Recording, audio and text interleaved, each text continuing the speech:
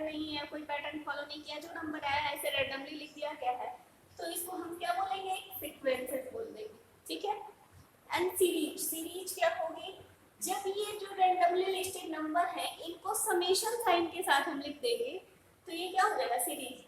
That means इसकी definition अगर आपको लिखनी हो तो लिखोगे when we write sequences with summation, when we write random numbers with summation sign is known as series।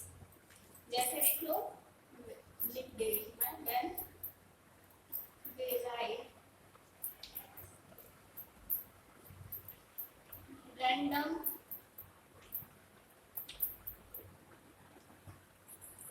randomly, when we write randomly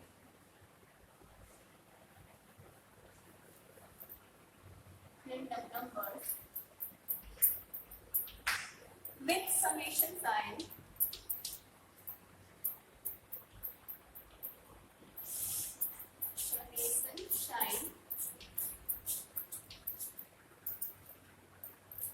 like 7 plus 9 plus 2 plus 3 plus 11 plus 4, then this is called series। okay, देखो sequence और series में बहुत minor difference. यहाँ पे देखो plus नहीं है, कोई साइन नहीं यूज किया गया, यहाँ पे क्या यूज किया गया है, प्लस साइन यूज किया गया है, तो इसको हम बोलेंगे सीरीज। इंपॉर्टेंट आपके लिए नहीं, बस आप समझ लो ये कि ऐसे होता है, ठीक है। फ्रेंड सीक्वेंस क्या है, सीरीज क्या है। अब हम देखेंगे प्रोग्रेशन क्या होता है। तो प्रोग्रेशन वो होता है जो टर्म ऑफ सीक्वेंस है, यहाँ पे आप टर्म भी यूज करते हैं, जो ये एक एक नंबर्स है ना, इनको आप टर्म भी लिख सकते हो। ये जरूरी नहीं है कि आप रैंडम नंबर्स लिखोगे, आप लिखोगे when we write terms of sequence with summation sign. Random numbers की जगह आप लिख सकते हैं terms of sequence, terms when we write terms of sequence with summation sign is called series। okay, अब हम लोग देखेंगे what is progression। देखो जो progression, when we write terms using some pattern is known as progression। Means आप कोई जो terms लिख रहे हो, ये जो एक एक नंबर्स है ना, इसको हम टर्म्स कहते हैं, ठीक है। आप जो ये टर्म्स राइट कर रहे हो, कोई पैटर्न यूज करते हुए अगर आप लिख रहे हो, तो ये क्या कहलाएगा, प्रोग्रेशन कहलाएगा। देखो 7, 14, 21, 28 एंड सो ऑन, आगे भी कंटिन्यू है। तो ये देखो 7 7 की ही गैपिंग है ना, यहाँ पे 7 7 की गैपिंग आती जा रही है। यहाँ पे 1 कर लेते हैं, 1 या J। 7 7 की गैपिंग सबके सामने देखो, 0 से 7, 7 to 14, 7 7 ऐड करते जाएंगे तो हमें अगला नंबर फाइंड हो रहा है, तो ये क्या कहलाएगा, प्रोग्रेशन। ये एग्जांपल था। अब जो आपका जो आइडेंटिफाइड डेफिनेशन है अर्थमेटिक प्रोग्रेशन का, वो डेफिनेशन भी लिखवा देते हैं ताकि आपके लिए इजी हो जाएगा। जैसे आपको लिखवाया गया सीक्वेंस, सीरीज, इंपॉर्टेंट आपको समझना प्रोग्रेशन और अर्थमेटिक प्रोग्रेशन। अब हम आपको डेफिनेशन लिखवाते हैं arithmetic progression.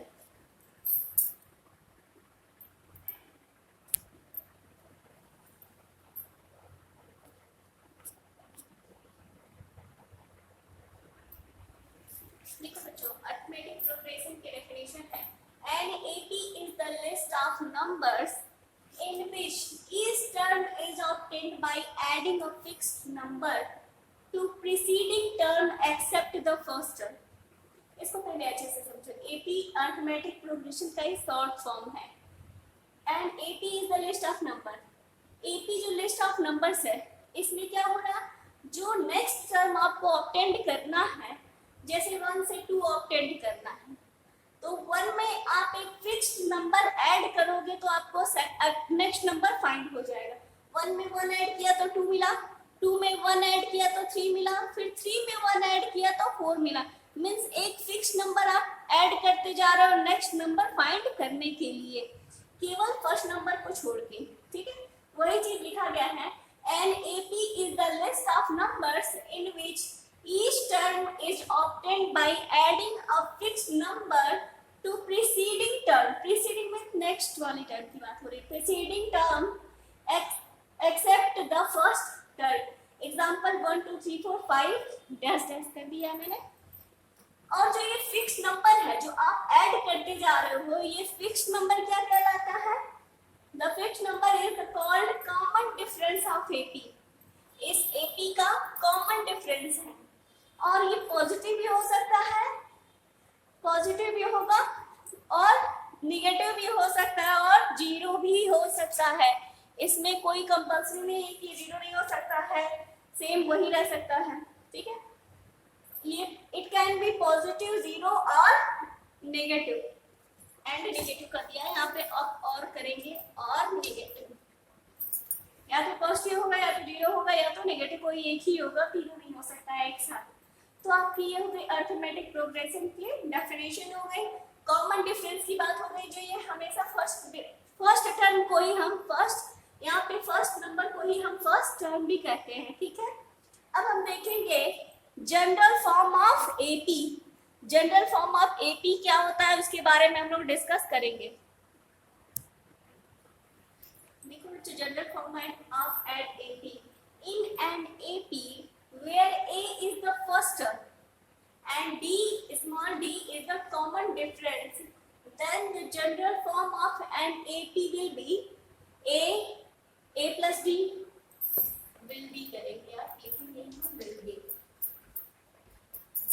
a plus d, a plus 2d, a plus 3d, ऐसे ही डायरेक्ट कर दिया है, ठीक है। तो यहाँ पे आप इसको जनरल फॉर्म कहेंगे, जब भी आप लिखनी general form of an AP पूछा जाएगा तो आप यही राइट करेंगे। अब हम देखेंगे finite AP. When an AP has finite numbers, finite terms, then it is known as finite arithmetic progression. Means कोई एपी अगर फाइनाइट टर्म्स रखता है, लिमिटेड टर्म है उसके पास, तो वो फाइनाइट एपी कहलाएगा। और when an AP has infinite terms, then it is known as infinite AP, ठीक है। फाइनाइट एपी में नंबर ऑफ टर्म्स फाइनाइट होंगे और इनफाइनाइट एपी में नंबर ऑफ टर्म्स इनफाइनाइट होंगे। तो मैं इसे राइट नहीं करवा रही हूँ, आप लिख सकते हो खुद से। when an AP have finite term, then it is known as finite arithmetic progression. When an AP has infinite term, then it is known as infinite arithmetic progression. अब हम चलेंगे एक्सरसाइज 5.1 पे। आप उसमें से एक दो क्वेश्चन भी देख लीजिए कि कैसे आपको करना है।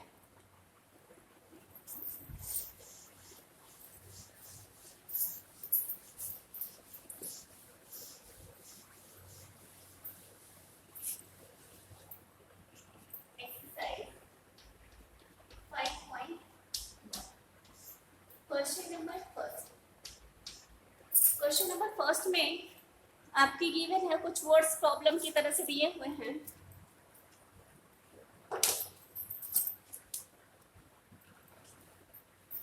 In which of the following situation does the list of numbers involved make an arithmetic progression and why? The taxi fare after each kilometer, when the fare is 15 rupees for first kilometer and 8 rupees for each additional kilometer। यहाँ पे देखो taxi fare, first जो kilometre है, first kilometre के लिए वो कितना ले रहा है? 15 रुपीज। उसके बाद जितना किलोमीटर एक्स्ट्रा होता जाएगा, जितना आप आगे ड्राइव करो, जितना आपको आगे जाना होगा, उसके लिए वो एडिशनल चार्ज कितना करेगा? 8 रुपीज करेगा। तो आपको यहाँ इस सिचुएशन में बताना है कि क्या यहाँ पे एपी सीरीज बन रही है या अरिथमेटिक प्रोग्रेशन पॉसिबल है या नहीं।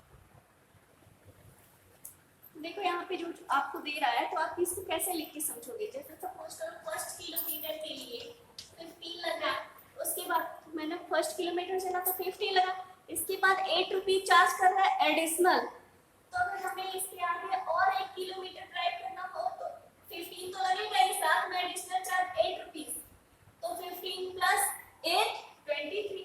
फिर इसके आगे हमें जाना हो तो कितना हो जाएगा, 23 में फिर 8 ऐड करेंगे, कितना हो जाएगा, 31 हो जाएगा। ऐसे ही आगे और जाना हो हमें तो कितना हो जाएगा, 39। यहाँ पे देखो, अब फर्स्ट टर्म को छोड़ दिया जाए तो बाकी में कितने कितने का डिफरेंस हो रहा है, 8 का डिफरेंस हो रहा है। मीन्स हमें प्रीसीडिंग टर्म फाइंड करने के लिए कितना कॉमन डिफरेंस यूज हो रहा है, यहाँ पर 8 यूज हो रहा है। तो ये क्या होगा, एपी की सीरीज में होगा, तो इसका आंसर लिखोगे एस एपी इक्वल टू, ये समझाने के लिए लिख दिया है मैंने, AP equal to 15 23 31 39 here preceding terms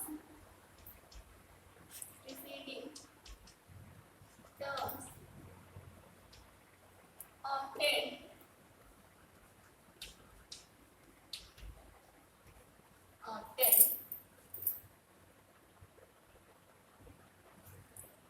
by adding 8 को ऐड करने पे आपका प्रीसीडिंग टर्म फाइंड हो रहा है, इसलिए एपी की सीरीज होगी। ये था आपका फर्स्ट पार्ट। अब हम देखते हैं अपना सेकंड पार्ट। सेकंड पार्ट में क्या गिवन है, the amount of air present in cylinder when a vacuum pump remove 1/4 of the air remaining in the cylinder at a time। अगर कोई सिलेंडर है और सिलेंडर में वॉल्यूम हम भी ले लेते हैं, सपोज करते हैं कि उसमें वॉल्यूम क्या है V, और V में से 1/4 रिमूव हो रहा है, तो अगर इसका 1/4 रिमूव हो जाएगा तो कितना बचेगा, 3/4 ही बचेगा। ठीक है, इसके बाद फिर कहना है फिर रिमूव हो रहा है 1/4, तो 1/4 फिर रिमूव हो जाएगा, तो हो जाएगा 3/4 स्क्वायर फीट। अब करके देख लीजिएगा, इसमें से रिमूव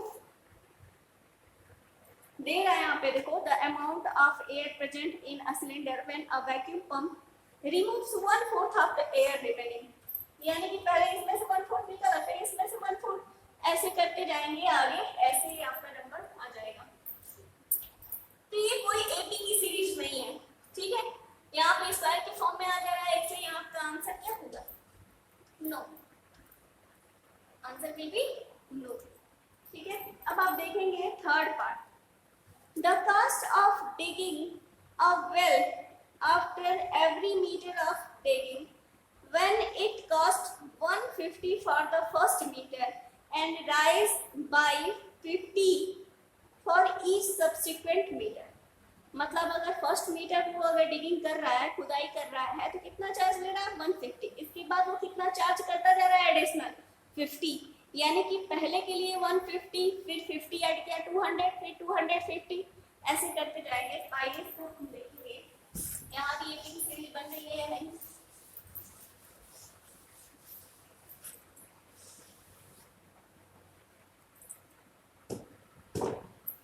थर्ड पार्ट है एस, कैसे बनेगी, 150 200 250 300, तो आप देख रहे हैं यहाँ पे क्या बन रही है, जितना वो मीटर खुदाई करते जाएगा उतना 50 रुपीज चार्ज लेता जाएगा। तो हेंस एपी इक्वल टू लिखोगे here preceding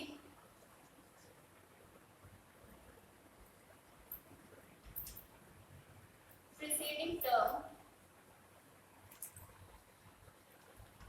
obtained by adding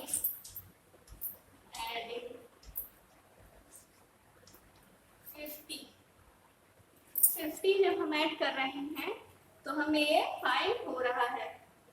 और इसमें अब मुझे लगता है कि आपको कोई कंफ्यूजन होना चाहिए, ठीक है, तो हम स्टिक कर दिया है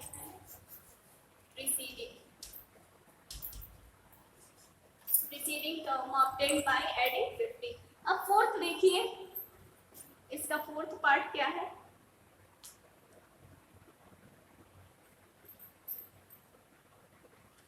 फोर्थ पार्ट है the amount of money in account every year when 10,000 is deposited at compound interest at 8% per annum.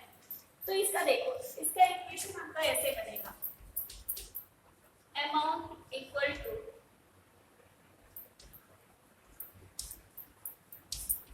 आप जानते हो कि P equal to 1 plus R upon 100, यहाँ टाइम हो जाता है।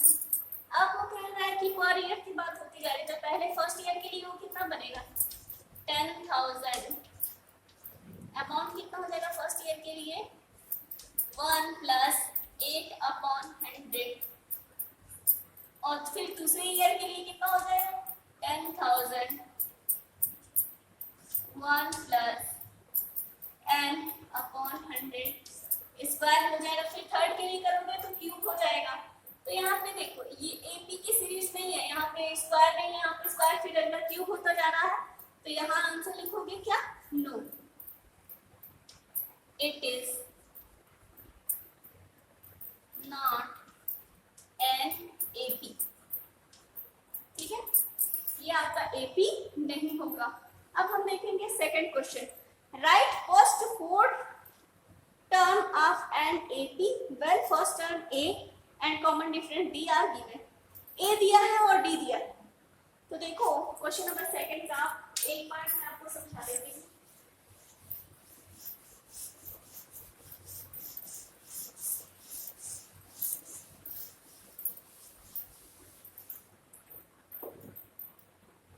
Question number second A part, A equal to 10 and D equal to also given 10. AP will be AP क्या होगा? फर्स्ट टर्म है 10। जनरल फॉर्म AP क्या होता है? आप ऐसे समझ लो इसको, general form of an AP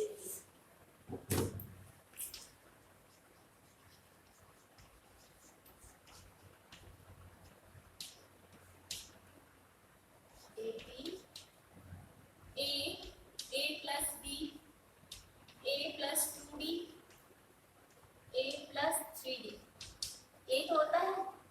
अब इसी में आप वैल्यू पुट करते जाओ, डी की सीरीज AP आपको मिल जाएगा 10, A की वैल्यू 10 प्लस 10, 10 प्लस 2 इंटू 10, फिर 10 प्लस 3 इंटू 10। ठीक है, ये आ जाएगा 10, 20 और ये हो जाएगा 10 और 22 इंटू 10, तो 20 प्लस 10 30, इसको सॉल्व करोगे तो मिलेगा 40। ठीक है, तो सीरीज क्या हो गई?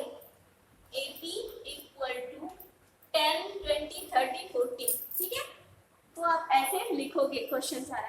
तो फर्स्ट मैंने इसका फर्स्ट पार्ट बता दिया है, इसके फिफ्थ पार्ट में माइनस करके दे दिया।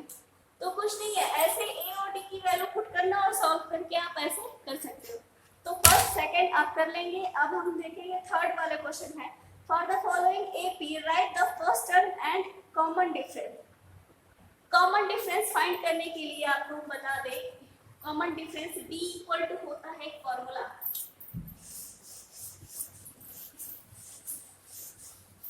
कॉमन डिफरेंस फाइंड करने का एक फॉर्मूला ये होता है कॉमन डिफरेंस